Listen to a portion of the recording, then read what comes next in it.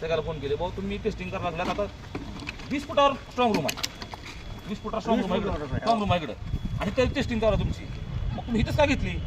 दुसरीकडे घेता आली असतील तुम्हाला, आणि बरं इथंच तुम्हाला करायची तर तुम्ही लोकांना बोलून घ्या. फॉलो केले नाही साहेब, ती लोकशाहीचं यंत्र आहे. बोलले ना तुम्ही का कळवलं नाही आम्हाला? निवडणूक पक्षाला कळवलं पाहिजे त्यांनी.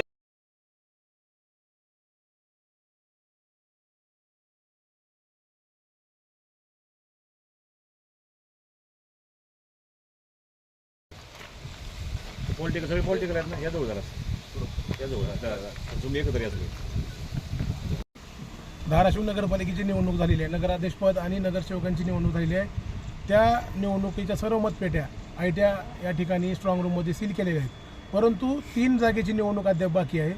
त्या निवडणुकीच्या ज्या वोटिंग मशीन आहेत त्याची टेस्टिंग करण्याचं काम आज सकाळी दुपारी 12 वाजल्यापासून या ठिकाणी चालू आहे, परंतु याबाबतची माहिती कुठल्याही पक्षाला दिलेली नाही, कुठल्याही लोकप्रतिनिधीला दिलेली नाही, किंवा उमेदवाराला पण कुठली माहिती दिलेली नाही.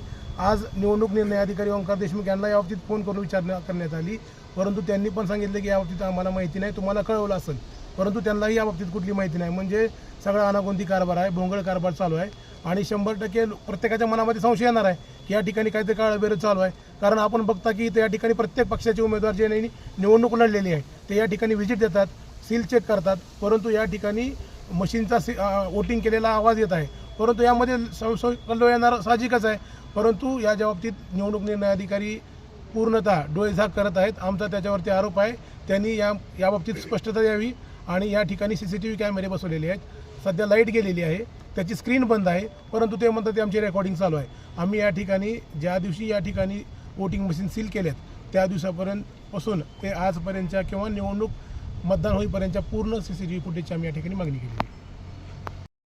काय नेमकं आपला आक्षेप होता? आपण आता SDM यांच्याशी संवाद साधलाय, नेमका कुठल्या मुद्द्यावरती आक्षेप आहे आणि काय मागणी केली आपण त्यांच्याकडे? आता काय झालं, साधारणतः 12:30 वाजल्यापासून सकाळच्या या निवडणूक निर्णय प्रक्रियेच्या अनुषंगानं त्यांनी धाराशिव नगर परिषदच्या ज्या 3 प्रभागाच्या निवडणूक राहिल्या होत्या, असं त्यांचं सांगणं आहे, निवडणूक विभागाचं सांगणं आहे की ज्या 3 प्रभागाच्या त्या क्रायटेरियातल्या निवडणूक न्यायालयीन प्रक्रियेमुळे पेंडिंग आहेत, तर त्याला जे लागणारे आता BU-CU मशीन्स आहेत, तर त्याचं इन्स्टॉलेशन करण्यासाठी ते FLC करतात. FLC म्हणजे फर्स्ट लेवल चेकिंग ते करावं लागलेलं आहे. आणि मग आता तिथून 50 फुटावरती धाराशिव नगर परिषदची निवडणूक झालेली जी नगराध्यक्ष आणि नगरसेवकांचे जे वॉर रूम आहे ते त्यांनी 50 फुटाच्या अंतरावरती आहे, आणि तिथून 50 फुटावरती तुम्ही टेस्टिंग करायला लागलेले आहेत. मग यापूर्वी देखील लोकसभा निवडणूक असेल, विधानसभा निवडणूक असेल, आपण अशा निवडणुकीच्या अनुषंगानं ज्या वेळेला आपण टेस्टिंग करता, तुम्ही संबंधित पक्षाच्या जिल्हाध्यक्षांना आणि शहर प्रमुखाला आपण कळवता. मग आता आपण या पद्धतीची आपण चेकिंग FLC करताय, चेकिंग करताय, मग तुम्ही आताच्या या आमच्या लोकप्रतिनिधीला किंवा आमच्या त्या पक्षाच्या संबंधित जिल्हाध्यक्षांना आपण कळवले का? आपण शहर प्रमुखाला कळवले का? कुणालाही कुठल्या प्रकारचा पत्रव्यवहार नाही, कुणाला कळवलं नाही, आणि आपण त्या ठिकाणी टेस्टिंग करताय. आता 50 फुटावर वॉर रूम आहे, 50 फुट तुमची ही स्ट्रॉंग रूम आहे, आणि तिथून तुम्ही टेस्टिंग करताय लागलेत, आवाज बाहेर यायला लागला, लोकांना काय वाटणार आहे? तर ती बटणं दाबाले असं म्हणजे आवाज वेगळा यायला लागलाय, तर आमचं थोडंसं संशयास्पद वाटलं विषय. म्हणून आता 2 तारखेपासून मतदान झाल्यापासून ते आजपर्यंत व्हिडिओ फुटेज देखील त्यांना मागितलेला आहे. मग अशी व्हिडिओ फुटेज मागितला तर ते स्क्रीन बघायला मी आलो तर लाईट गेली म्हणून सांगितलं. थोडंसं संशयास्पद वाटतंय, तर यांची पूर्ण खातरजमा आम्ही करणार. आज आम्ही कलेक्टर साहेबांना निवडणूक निर्णय अधिकाऱ्याला भेटणार आहे, पूर्ण व्हिडिओ फुटेज मागणार आहे, आणि त्यात आम्ही काही लोक सुद्धा आजपासून आम्ही या ठिकाणी आमचे बसतील, जे या ठिकाणी सगळ्या प्रक्रियेवर लक्ष ठेवतील. थोडं संशयास्पद वाटतंय सगळं, असं एकंदरीत वाटतंय. ओके, चला.